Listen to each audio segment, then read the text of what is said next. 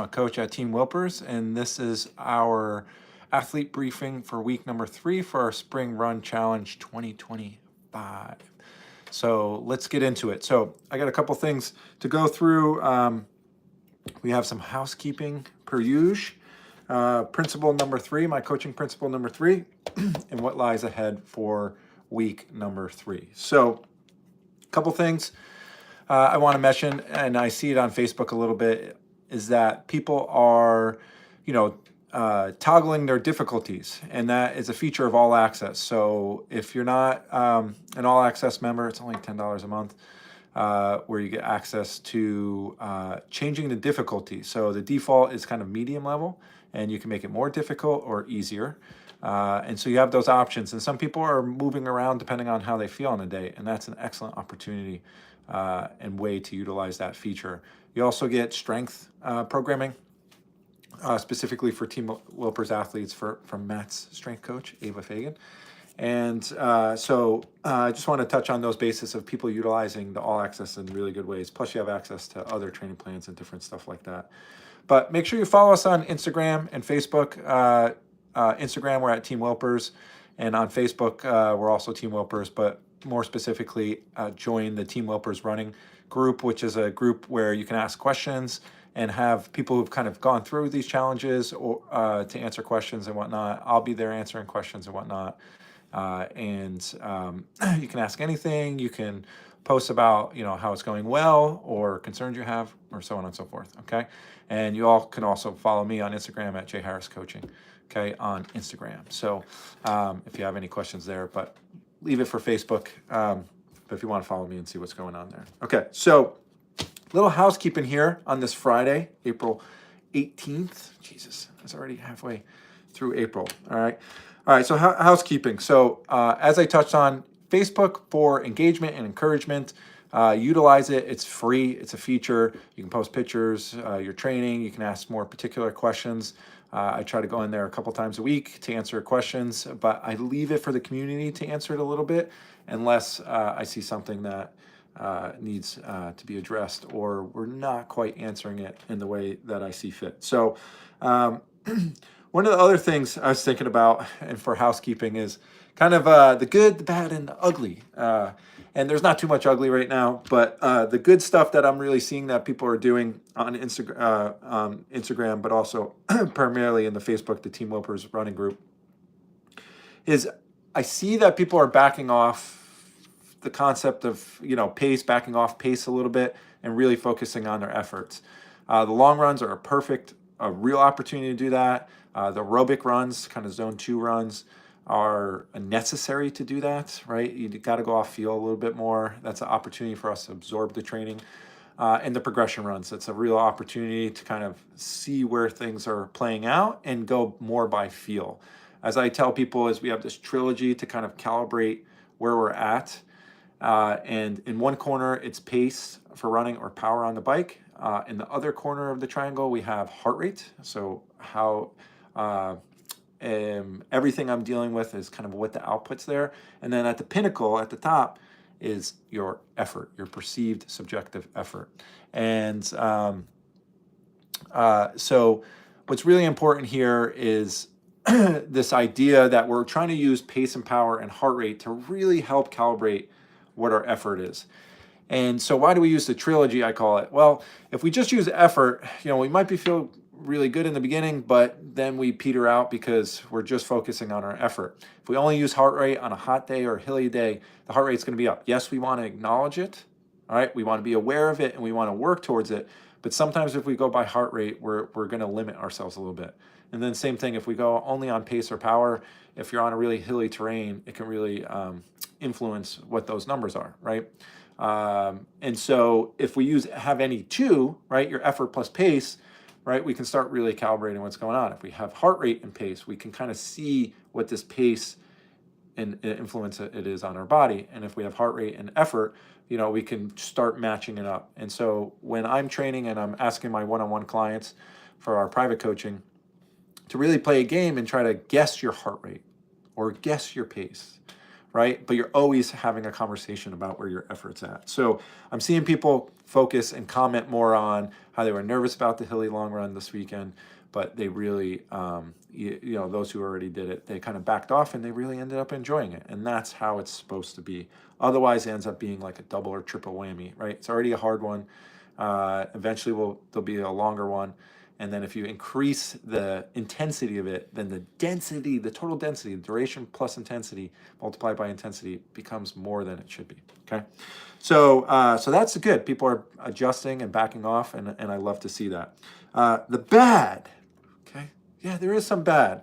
And you're going to start seeing me commenting on things as I get a little bit more lay of the land on Facebook. Not all your behaviors are good. You guys, all right? Not all of them are good choices. And for your success, all right, for performance or for kind of trendy things, health span, lifespan, right? So a lot of my principles I talk about really kind of overall, the TLDR is really there's like kind of a performance circle. And in that performance circle, we want to go fast, we want to PR, we want to kick butt, right? And the other circle is kind of longevity, health span, what is good for you, right? And those overlap. Not all performance things are healthy, all right? We're finding out more and more the cardiovascular toll that goes on people who run a lot of marathons a year and really pushing their bodies hard all the time. So we need to be careful, all right?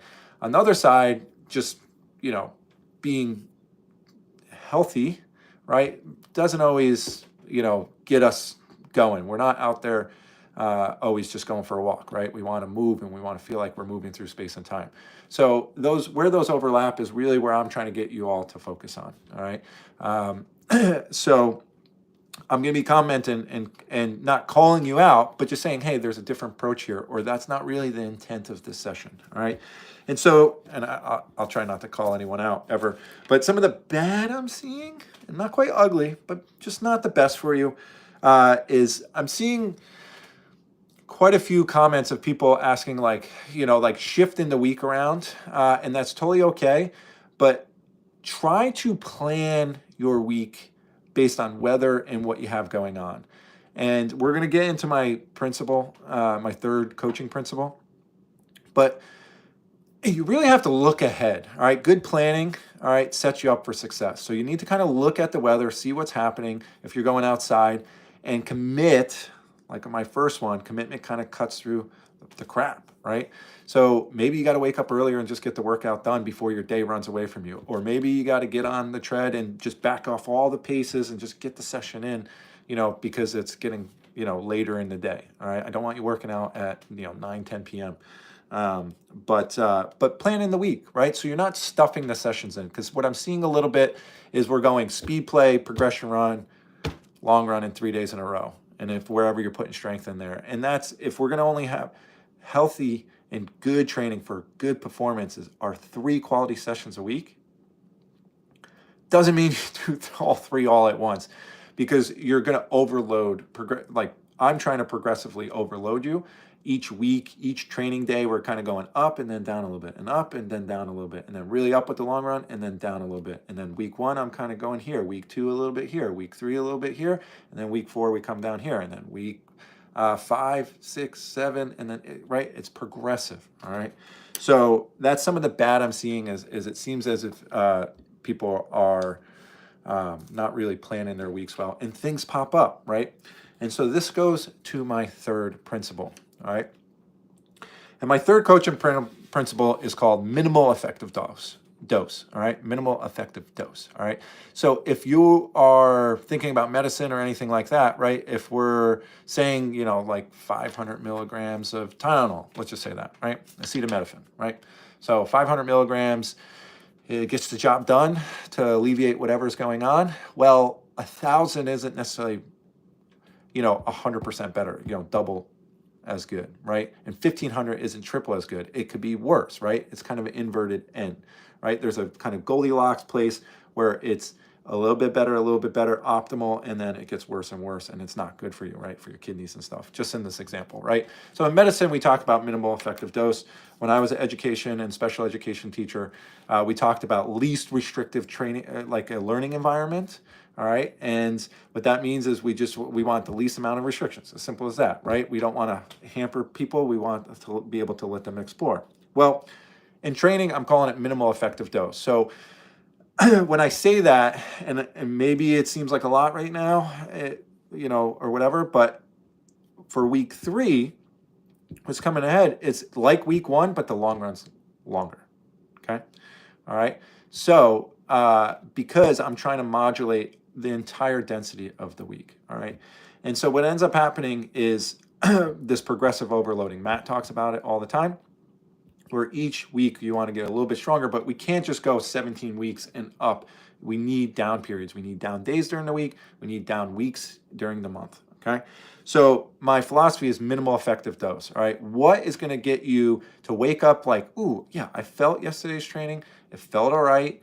I don't feel too bad, maybe a little bit sore, but you get on with the day. You should never be really sore where you can't walk. You should never be so exhausted that you can't train, because back to one of my other principles is fatigue is directly correlated to motivation. The higher the fatigue, the lower the motivation, okay? They're inversely related. So I don't want you guys exhausted all the time, all right? So how I'm writing it is, if you execute in the way I'm asking, maybe you'll be a little tired as you keep building up, but eventually we'll have our down week and you'll absorb all the training, okay? So my principle number 3, minimal effective dose, all right?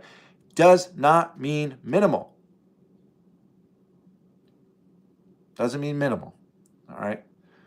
You will push, but it's over time, all right? We can't spend all our money on day 1 of the vacation. We need to spread the money out, okay? We only have a budget. We have budgets for certain reasons, okay? So minimal effective dose. Think about that when you're doing things. So if I go back to some of the bad I'm seeing, not that bad. It's not the end of the world, and it's all situational and scenario based.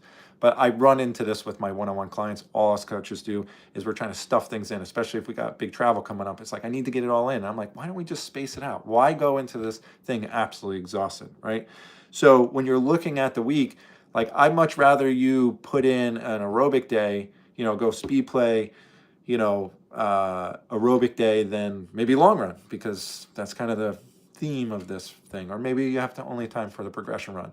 So space things out a little bit more. And like I said, an earlier one, Thelonious Monk once said to John Coltrane, hey man, it's about the notes you don't play. So don't try to stuff it all in and be a maximizer in type A.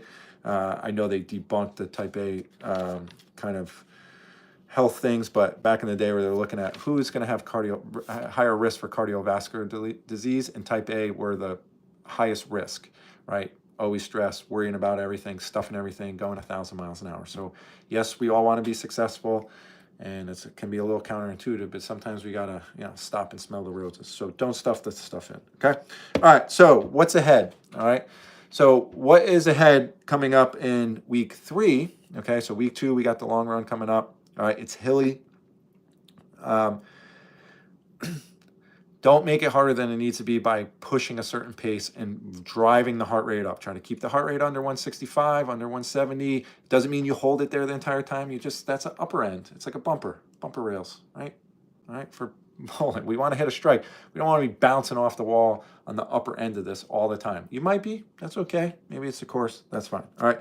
But what's coming next week, it's very similar to week 1. We're going back to the flat long run, all right? And now that you have exposure to all these things, all right, the flat long run, all right, really the first half of it, I upped the volume there, all right? But I kind of made it proportionally, everything is proportionally the same. So for the first roughly half, don't, get on me if it's not exactly half, because it's not, but roughly half of the way, you got your foot on the brakes just a little bit, all right? You're just holding back, a little bit conservative, all right? Then the next quarter, all right, after halfway, you're just letting it flow. We're not on the gas, nothing. All right, we're just flowing, we're just running, we're just clicking off, we're chatting, we're singing songs, whatever it is, all right? And then the last 25%, we just put our foot on the gas pedal a little bit, not much. Just kind of smooth out things, feel good, feel like you're flowing a little bit more, but not hard, okay? We have speed play again, so we're going to have speed VO2 max sessions, all right? On Mondays, Wednesdays, we're going to have tempo, threshold oriented things. Right now we have progression runs. But I've touched on progression runs a little bit. I'll touch on them more. But speed play, I want to make sure that we're executing these properly, and I see like most of you are. All right, I have walking breaks in between. So how we dictate how hard something is it's less about what you're doing in the interval, and it's more about how we're controlling the recovery. Okay, so if you see walking or longer period, like 1-to-1, so you're going to go for a minute and off a minute, and you're walking, well, that means you can be really well rested for the next interval. And in this case, we really want the velocity to be high. So whatever you're doing, all right, we want the velocity to be high. Now, minimal effective dose comes into play here. So I don't want it to be the maximum. I don't say fast, I say strong and smooth, all right? If we look at the Olympics, fast running, they look like they're in control. They're just out for a jog. Meanwhile, what you realize is the same thing's going on in their head. Oh man, this hurts my body. Okay, I've been here before. Can I make it to the finish? All right. So on speed play, we're running strong but smooth. And it's relative. If you're feeling good, you can go a little faster. It's okay, but you need to be in control. Don't light it up. Be like, ooh, I want to see where I'm at. This is the progressive overloading. We're not taking bigger chunks, bigger bites than we need to. All right, so be careful there. All right, always strong and smooth. Maybe this week's a little bit slower. Doesn't mean you're worse. Doesn't mean you lose fitness. It just means you have a little bit more fatigue.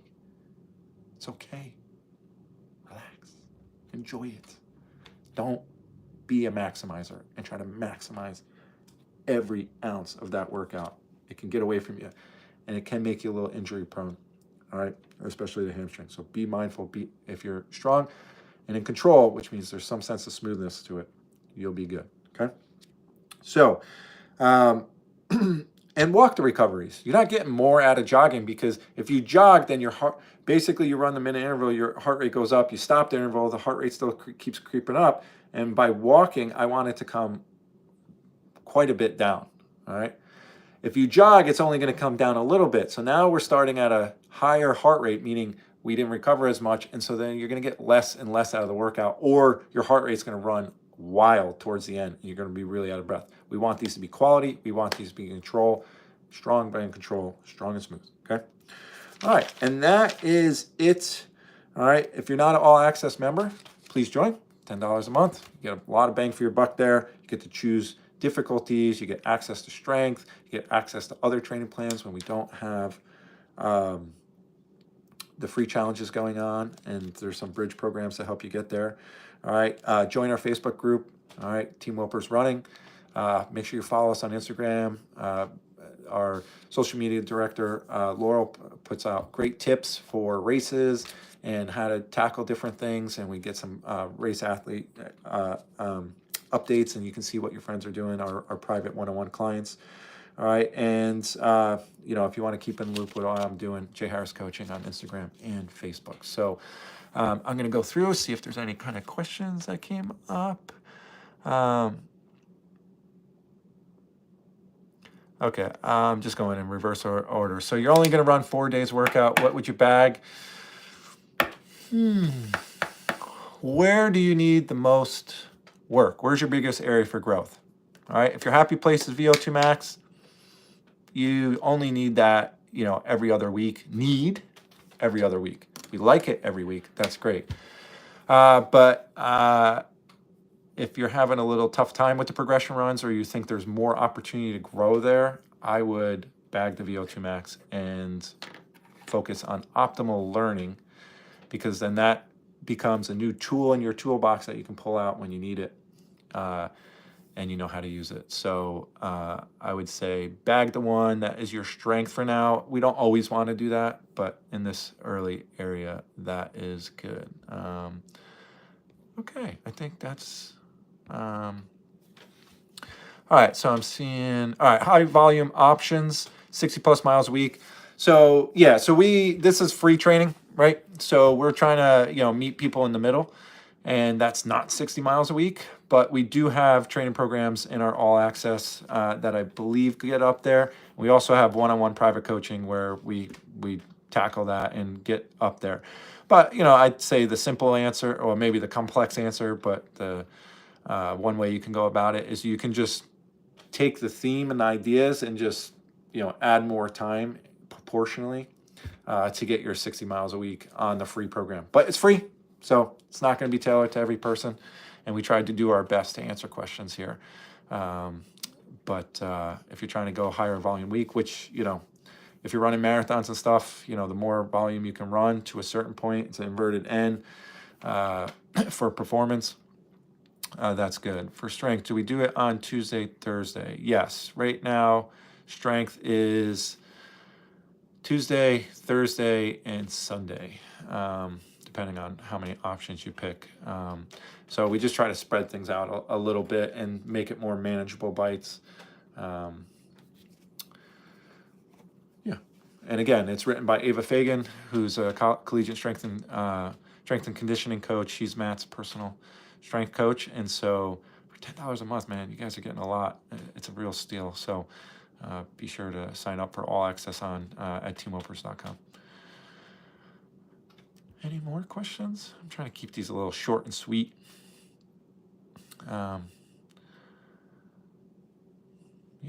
So be sure to follow us on the socials. And really think about my third coaching principle, minimal effective dose, all right? If you're maximizing, it's really hard to figure out. It's like I say, it takes any idiot can make someone tired.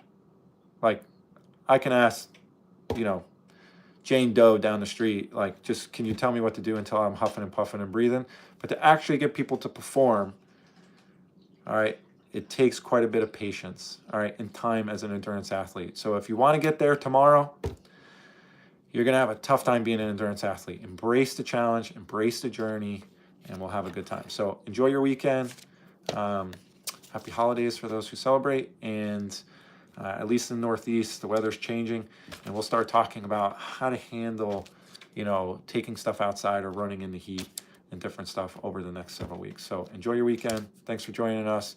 And be sure to follow us and get on that Facebook group, comment, engage, ask questions. It's a great platform, and we'll see you next week. Thanks, everyone. Justin signing out.